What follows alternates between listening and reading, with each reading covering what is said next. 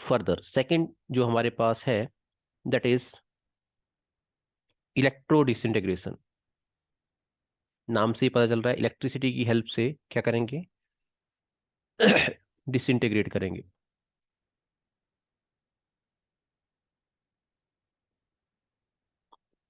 So this is also known as Bredig's method, और इसमें से डायरेक्टली स्टेटमेंट वाइज क्वेश्चन पूछ लिया जाता है, Bredig's method. So what is this electro disintegration और ब्रिडिग्स मेथड? इससे हम ज्यादातर मेटल सोल्स बनाते हैं। क्या बनाते हैं? Metal sols. तो जिस भी मेटल का आपने सोल बनाना है, यहाँ पे मैं पूरा अरेंजमेंट आपको बता देता हूँ।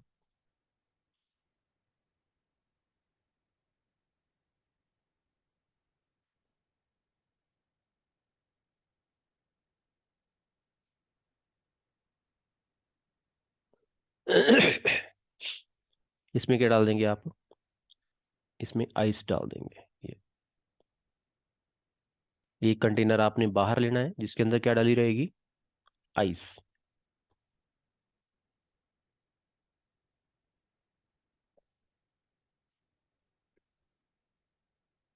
ठीक है, ये जो बाहर वाला कंटेनर है इसमें आइस डाल दो, और अंदर वाले कंटेनर में आपके पास अरेंजमेंट रहेगा। क्या अरेंजमेंट रहेगा? You will be having dispersion medium. तो डिस्पर्सन मीडियम को मैं ब्लू कलर से दिखा दे रहा हूँ यहाँ पे। इस तरीके से आपने, लेट अस कंसीडर पानी के अंदर आप सोल बनाया तो क्या होएगा? ये पानी होएगा। अगर कोई दूसरा सॉल्वेंट रहेगा तो उसके अंदर आप इसको बना रहे होंगे। हाँ, इसके अंदर आप डिप करेंगे क्या?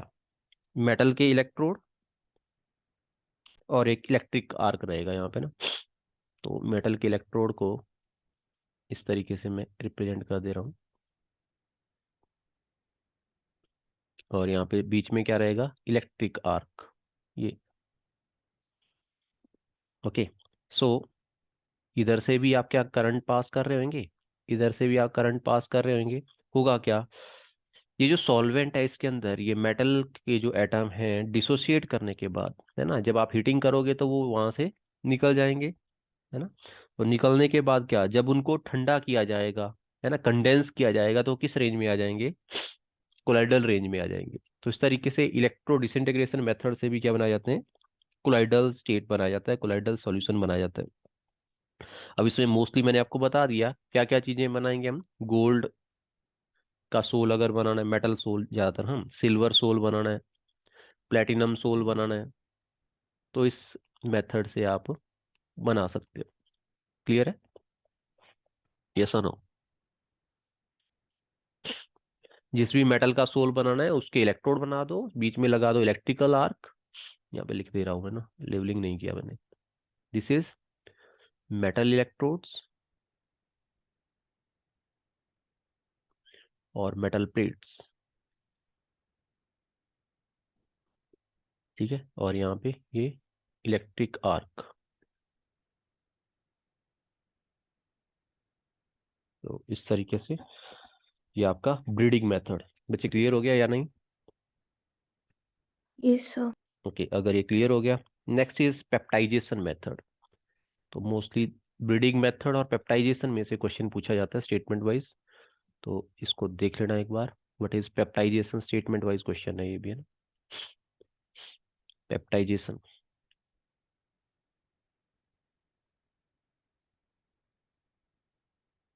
व्हाट इज पेप्टाइजेशन पता है?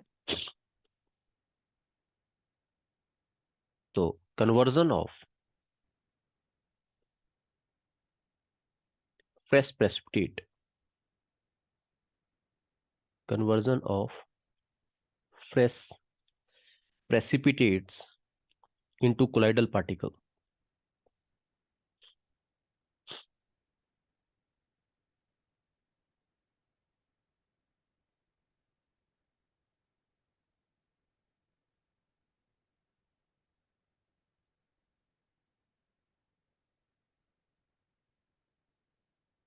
by shaking it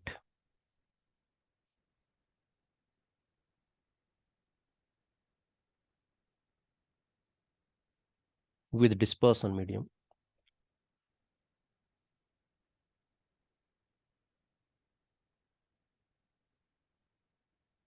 dispersion medium के साथ आप क्या करेंगे, शेक करेंगे जो आपके पास प्रेसिपिटेट बने होंगे किसी भी सॉल्ट के, इन presence of electrolyte, in presence of suitable electrolyte. कोई एक ऐसा इलेक्ट्रोलाइट आप ले लेंगे जिसके अंदर ये पॉसिबल हो पाएगा। तो इसको बोल देंगे क्या, पेप्टाइजेशन। समझ आया या नहीं? क्या, पहले कोई सब्सटेंस यस। था जिसके बन गए प्रेसिपिटेट। प्रेसिपिटेट बनने का मतलब दैट इज इनसॉल्युबल। ओके, अब इसको क्या किया, एक मीडियम में डाल के, डिस्पर्सन मीडियम में डाल के, और साथ में क्या ऐड कर दिया, कोई इलेक्ट्रोलाइट ऐड कर दिया, जिसकी वजह से क्या बन गए इसके, ये किस रेंज में आ गया, कोलाइडल रेंज में आ गया। तो इस प्रोसेस को क्या बोल दिया, पेप्टाइजेशन बोल दिया। अब ये जो आपने इलेक्ट्रोलाइट ऐड किया, जिसको मैंने बोला सुटेबल इलेक्ट्रोलाइट, इसको बोल देंगे पेप्टाइजिंग एजेंट। क्या बोलेंगे, पेप्टाइजिंग एजेंट।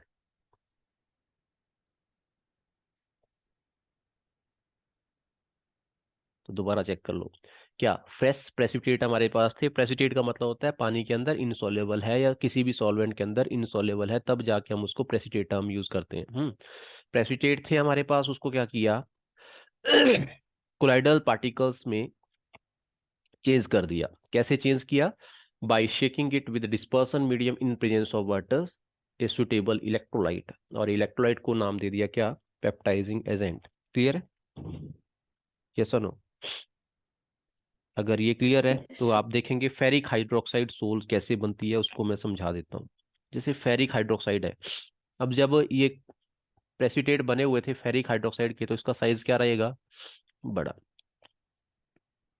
तो यहाँ पे लिख दे रहा हूँ मैं, फेरिक हाइड्रोक्साइड, FeOH थ्राइस। अब आपने क्या किया, फेरिक हाइड्रोक्साइड जो कि फ्रेशली प्रिपेयर्ड प्रेसिपिटेट थे इसके, इनमें ऐड किया क्या, फेरिक क्लोराइड। क्या ऐड किया, FeCl3।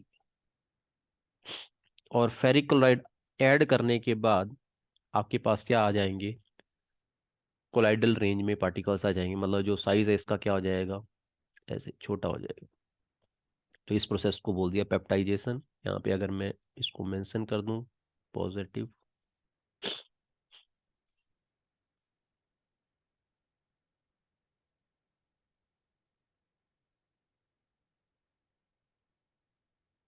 तो यहाँ पे पेप्टाइजेशन प्रोसेस में अलग अलग टाइप के आपके कोलाइडल पार्टिकल्स रहेंगे, लेकिन अभी ये एक सिंगल टाइप का आप देख सकते हैं। फेरिक हाइड्रोक्साइड में जब क्या डाल दिया आपने, फेरिक क्लोराइड डाला, तो उसकी वजह से हमारे पास क्या आ गए, ये जो पार्टिकल्स हैं किस रेंज में आ गए, कोलाइडल रेंज में आ गए। तो colloidal particles of FeOH thrice, and this process is known as what, peptization. किसकी हेल्प से हुआ, फेरिक क्लोराइड की हेल्प से हुआ। ठीक है, इसी तरीके से हमारे पास ये तो आ गई फेरिक क्लोराइड की, रेडिश ब्राउन जैसी कलर की ये क्या होती है, कोलाइडल सॉल्यूशन हमारे पास बनता है, फेरिक हाइड्रोक्साइड सोल जिसको हम बोलते हैं। सिल्वर आयोडाइड,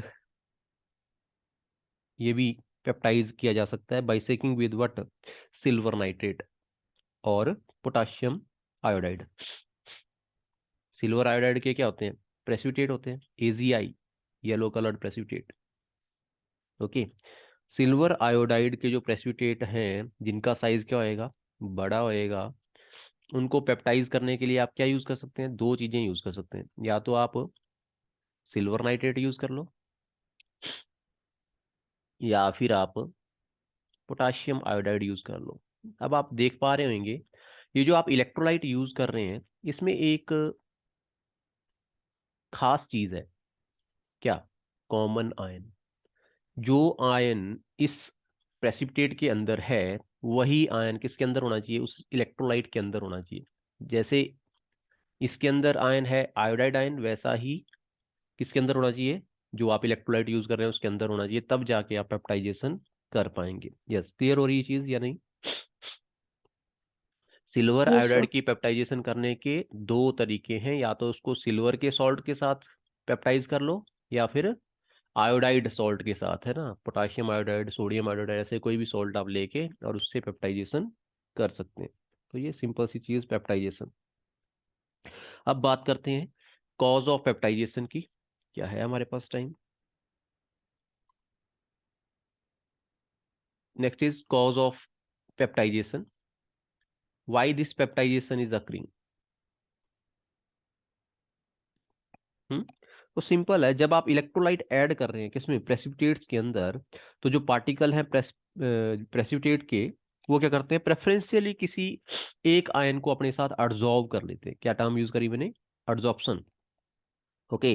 तो वो क्या करते हैं, एक पार्टिकुलर आयन को अपने साथ अडजॉर्व कर लेंगे, जिसकी वजह से उसके ऊपर चार्ज आ जाएगा, उस चार्ज की वजह से ही रिपल्सन कॉज होएगी पार्टिकल्स के बीच में, और फिर आपके पास छोटे साइज के पार्टिकल्स आ जाएंगे। समझ आया या नहीं? जब आपने यस। इलेक्ट्रोलाइट ऐड किया ना, तो जैसे मान लो सिल्वर आयोडाइड ही था सिल्वर आयोडाइड था, तो सिल्वर आयोडाइड ने क्या कर लिया, एक पार्टिकुलर आयन को अपने साथ अब्जॉर्ब कर लिया, है ना। Let us consider iodide ion को इसने अब्जॉर्ब कर लिया अपने साथ। पोटाशियम आयोडाइड के साथ जब आप इसको मिक्स कर रहे होंगे तो आयोडाइड आयन को कर लेगा, एब्जॉर्ब कर लेगा। आयोडाइड आयन के साथ एब्जॉर्ब होने की वजह से, एब्जॉर्प्शन की वजह से क्या हो जाएगा, अब रिपल्सन कॉज हो जाएगी, और रिपल्सन की वजह से यही फर्दर जो प्रेसिपिटेट्स हैं या जो सिल्वर आयोडाइड के पार्टिकल्स हैं वो दूर दूर चले जाएंगे, और दूर दूर चले जाएंगे तो उसकी वजह से जो ऊपर मैंने दिखा रखी डायग्राम इसी तरीके से, है ना। पहले ये बड़ा पार्टिकल, उसके ऊपर एडजॉर्प्शन हुई, एडजॉर्प्शन की वजह से रिपल्सन कॉज होगी, रिपल्सन की वजह से छोटे छोटे पार्टिकल्स में ये टूट जाएगा, दूर दूर चला जाएगा, रिपल रिपल्सन की वजह से, और इस तरीके से आपके पास क्या आ जाएंगे, पार्टिकल्स आ जाएंगे कोलाइडल रेंज में। और this is the method of peptization. अगर ये क्लियर हो गया, नेक्स्ट कल हम एक आधा मेथड जो बच गया हमारा कंडेंसेशन या दूसरा, उसको करके और प्यूरिफिकेशन के ऊपर फिर मूव कर जाएंगे। ठीक है, अभी मैं मीटिंग एंड करूँ? Yes sir. Thank you, have a nice day.